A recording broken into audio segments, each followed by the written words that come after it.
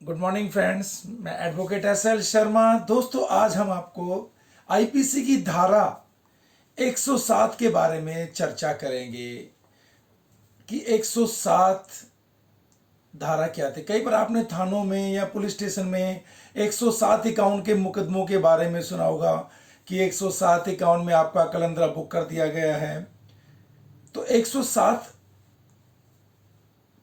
IPC क्या है, किसके ऊपर लगती है, क्यों लगती है, किस कारण लगती है, आज मैं आपको इस धारा के बारे में ज़्यादा समय खराब ना करते हुए बताने जा रहा हूं कि आईपीसी की धारा 107 क्या है।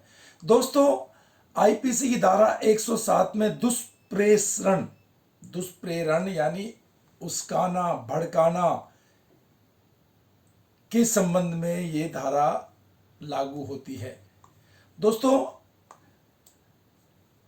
आपको विदित होगा इस धारा के बारे में, अगर कोई किसी को उकसाता है या किसी को झगड़ा करने पे मजबूर करता है या टोंट करता है, तो उस वजह से अगर झगड़ा बढ़ जाता है तो पुलिस को दोनों पक्षों को 107 में बुक कर देती है, 107-50 में बुक कर देती है। पुलिस को लगता है कि अगर इन दोनों को पाबंद नहीं किया गया तो संज्ञेय अपराध हो सकता है, इसलिए दोनों को इस धारा के अंतर्गत पुलिस पाबंद कर देती है और उनके कलंदरा बुक करके स्पेशल एग्जीक्यूटिव मजिस्ट्रेट की कोर्ट को रेफर कर देती है। अगर ज़्यादा ही कोई अपराध है तो पुलिस उनको गिरफ्तार करके पेश करती है, नहीं तो पुलिस उनको नोटिस के जरिए भी बोलते कि आप फलानी कोर्ट में फलानी तारीख को आप जाएंगे, आपके खिलाफ कलंदरा बुक कर दिया गया 107-51 में। तो आपने 107 के बारे में बार बार सुना है, तो आज मैं आपको धारा 107 के बारे में छोटे रूप में समझाने की कोशिश करूंगा। दोस्तों, आज जो मैं आपको बताने जा रहा हूं, जो महत्वपूर्ण धारा 107 यानी जो उकसाने के संबंध में इस धारा का प्रावधान है। आईपीसी की धारा 107 क्या है, आईपीसी धारा 107 के अंतर्गत क्या अपराध आते होता है, साथ इसमें क्या सजा होती है। तो इस प्रकार मैं यहां आईपीसी की धारा 107 में जमानत और अपराध के विषय में मैं आपको बताने जा रहा हूं। भारतीय दंड संहिता की धारा 107 का अर्थ, दोस्तों, आईपीसी की धारा 107 में दुष्प्रेरण अमेंडमेंट के अपराध के बारे में बताया गया है। दुष्प्रेरण मतलब भड़काना, उस्काना। इसका सरल शब्दों में अर्थ ये होता है एक दूसरे को भड़काना, किसी व्यक्ति को कार्य करने के लिए भड़काना, और यदि वह व्यक्ति वो कार्य कर रहा है तो वह कार्य करने के रोकने के लिए उकसाना या प्रेरित करना होता है। लेकिन हर सामान्यतः किसी व्यक्ति को किसी कार्य के लिए उकसाना कोई अपराध नहीं माना जाता।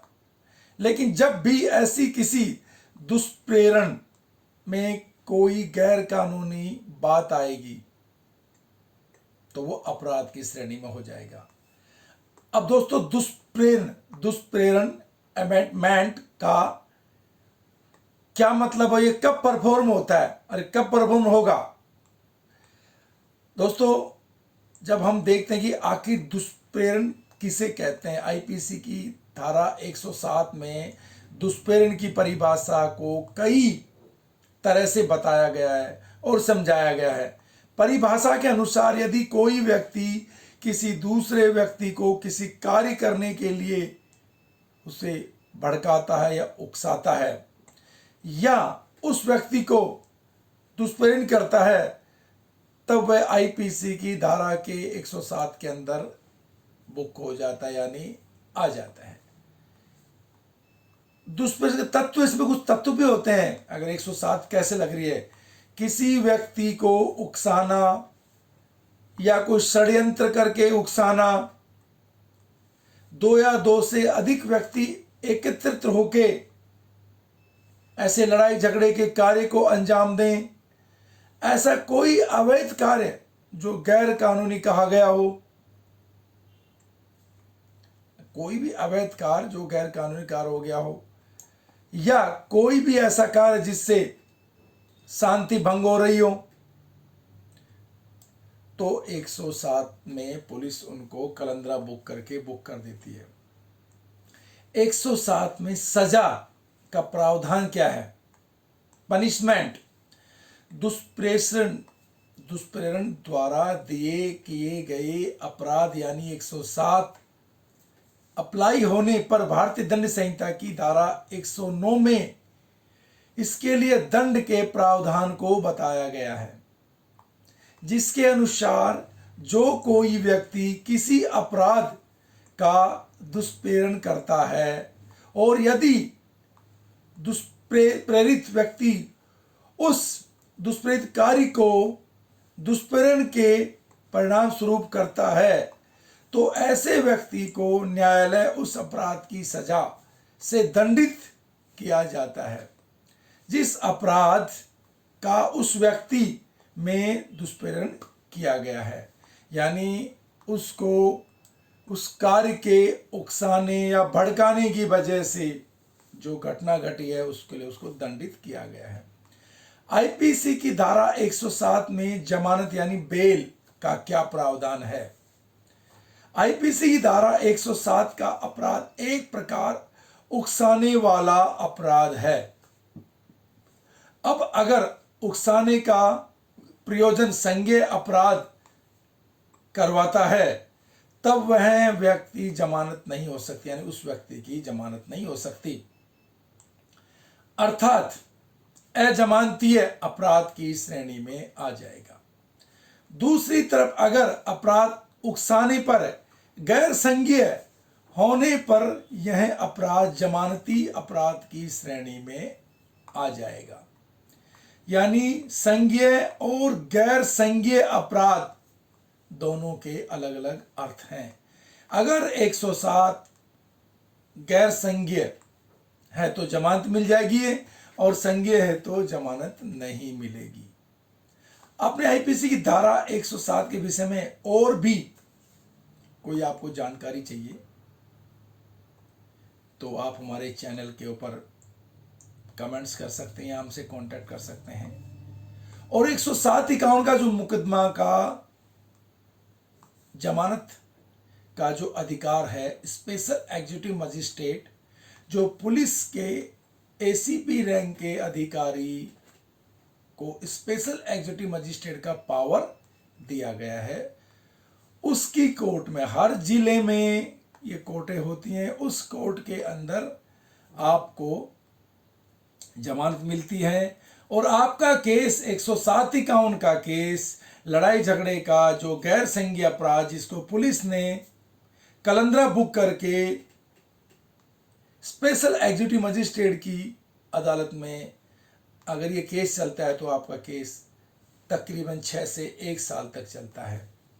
और अगर आप वहां पर बॉन्ड भर के आ जाते, 117 का बॉन्ड है, अगर आप वो भर देते हैं तो आप 1 साल के लिए पाबंद कर दिया जाता है कि आप कोई लड़ाई झगड़ा नहीं करेंगे।